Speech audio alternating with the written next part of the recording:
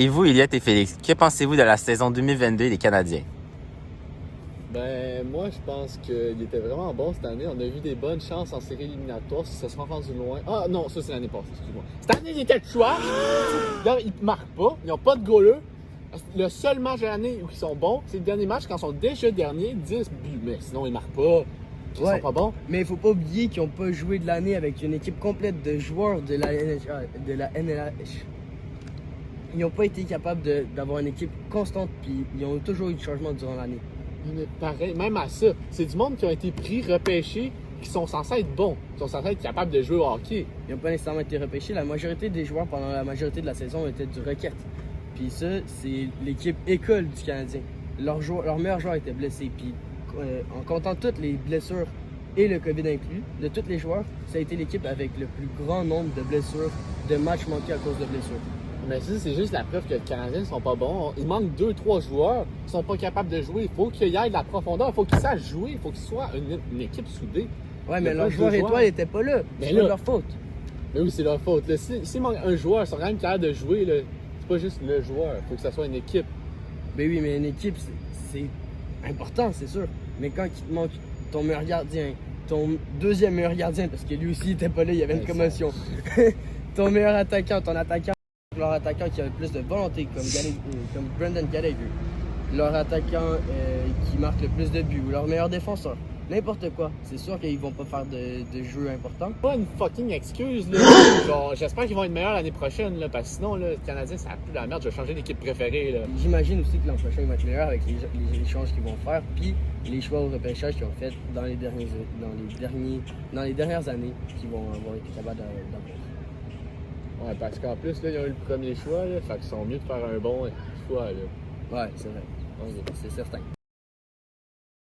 Bonjour, bienvenue à mon Vox Pop. Aujourd'hui, je vais interroger des jeunes femmes pour savoir plus sur qu'est-ce qu'elles pensent sur les stéréotypes féminins. Aujourd'hui, je suis avec Cathy. Cathy. Que pensez-vous sur les femmes et le ménage? Je pense que les femmes ne devons plus être considérées comme des personnes pour faire le ménage parce que nous avons d'autres objectifs dans la vie. Bon, disez-moi, Cathy, nommez-moi l'un de vos objectifs. Travailler beaucoup, pour avoir beaucoup d'argent puis avoir une belle famille. Wow! Dis-moi, Cathy, vous avez fini le secondaire, je me trompe? Oui, j'ai fini le secondaire. Êtes-vous allé au cégep? Oui. Donc, vous avez des idées réalistes de la vie, comme avoir une famille, être marié, tout ça. C'est réaliste. Oui, puis je crois beaucoup à l'amour pour tout le monde, avoir une vie agréable. Wow! Merci à Cathy et son idée du monde parfait. Dis-moi, Cathy, j'ai une dernière question pour vous. Êtes-vous en couple? Bien sûr que non. Donc, vous, votre but, c'est d'être en couple, marié, avoir des enfants et avoir un bon futur. Et vous croyez en l'amour, mais vous êtes seule, Cathy. Oui, ben je suis en recherche de futur amour. Est-ce que vous pensez que les stéréotypes qu'il y a sur les femmes vous empêchent, vous, étant Cathy, d'être en couple? Oui, je suis certaine de cela. Parce que je suis pas bonne au ménage. Wow! Donc, c'était Cathy avec nous. Maintenant, nous allons passer à la prochaine dame. Donc, je suis de retour pour mon Vox Pop avec une autre jeune dame. Quel est votre nom? Salomé. Salomé, comme la fabuleuse chanteuse québécoise. Vous la connaissez? Non, je sais pas. Est-ce qu'elle chante bien comme moi? Je ne vous ai pas entendu chanter, mais j'en ai dit que oui. Maintenant, passons à la bonne question. Que pensez-vous de la place de la femme au travail? Je pense que la femme a la même place que les hommes. On devrait tous avoir les mêmes chances au travail, des salaires égaux, les mêmes chances, admettons. Parce que là, c'est une société misogyne, puis on n'a pas les mêmes droits. Les femmes devraient être égales. Oui, merci à Salomé. Salomé, on voit que vous avez beaucoup de passion pour les femmes. Qu'avez-vous étudié? J'ai étudié la sexologie. Oui. Est-ce qu'il y avait beaucoup de femmes en sexologie? Ben oui, pas mal, mais aussi j'étais allé en psychologie à McGill. Ah, d'accord, Salomé. Donc vous avez fait plusieurs études. Oui, effectivement. Est-ce que vous croyez que vu que vous étiez une femme, c'était plus difficile et les gens avaient des idées déjà faites sur vous pendant vos études?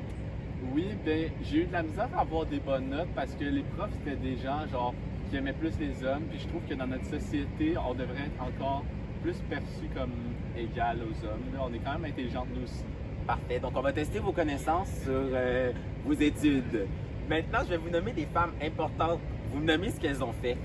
Alors, Rosa Parks, assis dans l'autobus. Oui, et qu'est-ce que ça le fait qu'elle s'assoit dans un autobus? Non, je sais pas. Merci, non. C'était la bonne réponse, merci. Marie Curie. C'est-tu l'épice? Bien, d'accord. Salomé, dis-moi, d'où venez-vous? Moi, je viens du Québec. Je viens de Longueuil. Longueuil, Salomé, d'accord. Je vous nomme une dernière personne. Céline Dion. C'est pas elle qui chantait genre... Comme la chanson du Titanic? Oui, bravo. Donc, c'était mon vote-up. Merci, Salomé, Ça me fait d'avoir plaisir. participé. Donc, comme on peut voir, la femme, il y a beaucoup de stéréotypes sur elle. Est-ce qu'ils sont tous vrais? Je crois que non. Je crois juste qu'il faut bien sélectionner les femmes pour qu'on voie à quel point elles sont incroyables. Parce qu'il y a certaines femmes qui ne sont pas à ce niveau-là. Et faisons un retour sur le Vox Pop que nous venons d'observer où il y avait Salomé et Cathy. Qu'en avez-vous pensé? J'ai trouvé que c'était des femmes fortes et inspirantes, des vraies bataillantes de nos jours, qui sont là et qui se laissent pas faire, même si des fois il y a des inégalités dans la vie de tous les jours. Je suis totalement d'accord avec toi. J'aurais aimé ça les voir parler plus, puis qu'ils nous expriment leur projet de vie en plus grand détail, avec plus de vouloir, de désir, de changer les choses. Qu'est-ce que tu veux le plus fun en leur parlant? C'était vraiment à quel point c'était des femmes sûres d'elles et en confiance. Salomé, par exemple, avait vraiment fait des bonnes études et venait de Longueuil et s'y connaissait grandement dans les femmes populaires de nos jours. C'est vrai, c'était pas n'importe qui, là. C'est des personnes intelligentes qui savent de quoi ils parlent. Qui se respectent surtout. C'est Ouais. très important le respect des Ils ont femmes. besoin vraiment, ils savent quelle place ils ont besoin de prendre dans la vie et ils vont aller la chercher. Par exemple, Cathy, tu sais, ça pourrait être vu stéréotype de vouloir se marier et tout ça, mais elle était célibataire et elle attendait le bonhomme. Elle n'était pas une femme facile qui allait avec n'importe qui. Parce que c'est facile de nos jours de prendre exemple sur des filles faciles qui vont sur n'importe qui. Comme ceux qui vont chercher les sugar daddy. Sur ce, moi j'ai bien aimé Le Vox le Pop. Vox Pop, j'ai trouvé ça intéressant. Et j'espère qu'il va en avoir d'autres, des bons Vox Pop comme ça de monsieur Jean-Simon dans le futur. Et espérons pour le futur de tout le monde que l'égalité homme-femme soit présente. Ouais. Maintenant, voici le moment controverse où nous allons discuter de théorie du complot. Bonjour Vincent, ça va bien? Oui, ça. Oui. On a eu beaucoup de théories qui se sont faites parvenir via le mail de notre émission. Il y a beaucoup de personnes qui parlent de la COVID et des théories du complot. Est-ce que vous pouvez m'en parler un peu? C'est quoi ça?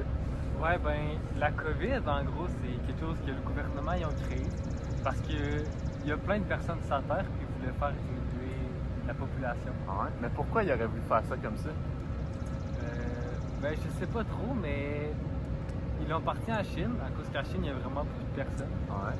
Puis c'est là qu'ils voulaient tuer le plus de personnes sans que ça passe pour un. Fait que pour remplacer l'affaire de l'enfant unique en Chine, maintenant c'est le COVID pour tuer plus de gens, c'est ça? Ouais, t'as tout compris parce que là, je sais pas exactement les statistiques, mais ils se rapprochent beaucoup de l'Inde. Je sais pas s'ils les ont dépassés encore, mais c'est ça, la COVID. Ils voulaient mettre ça pour tuer le plus de Chinois possible, surtout des gars, parce que ils voulaient pas qu'ils se procréent. Ok, mais en Inde, il y a beaucoup de gens aussi. Fait que est-ce qu'on devrait s'attendre à un autre type de COVID créé par le gouvernement? Ouais, ça va être sûrement le COVID-22. Ça devrait arriver plus tard cette année. Ça va tuer tous les petits Indiens. Ok, fait qu'il va sûrement encore avoir des vaccins. Les vaccins, on en pense quoi des vaccins? Mais les vaccins, je suis pas mal sûr qu'ils nous mettent des puces dans le corps pour nous traquer, pour savoir où est-ce qu'on s'en va, est-ce qu'on s'en va aider des petits Chinois. Puis si on s'en va aider des petits Chinois, ils nous font exploser avec la puce. Ok, mais ça, on n'a pas vu dans les nouvelles des nouvelles de gens qui explosent. Puis tout, de où Non. vous donnez ces informations-là? Parce que j'ai vu ça sur Reddit. Sur Reddit? Ouais. Puis c'est pas apparu encore parce que c'est pas encore arrivé. Il y a personne qui a osé aider les petits Chinois. Ok, mais c'est quoi? C'est le gouvernement qui tait l'information pour pas qu'on le sache, là? Ouais, Ok, je comprends ce que vous dites. Merci beaucoup, Vincent Saint-Louis. ça fait plaisir. Donc maintenant, Monsieur Saint-Louis, qu'en pensez-vous du sida? D'après moi, c'est encore quelque chose qui a été créé par le gouvernement. Parce que, à ce qui paraît, c'est un truc, c'est un virus qui a été créé en laboratoire. Ah. Puis, ils ont testé sur la population d'Afrique. Il y a environ 30% des Français qui pensent ça. qui ont été testés sur les enfants de l'Afrique. Mais personnellement, je pense que c'est pas vrai. Pourquoi ça? Je pense qu'ils ont mis ça sur les homosexuels parce qu'il y a longtemps, les personnes comme ça, les homosexuels, ils n'étaient pas vraiment bien intégrés dans la société. Mais pourquoi il aurait fait ça sur les homosexuels?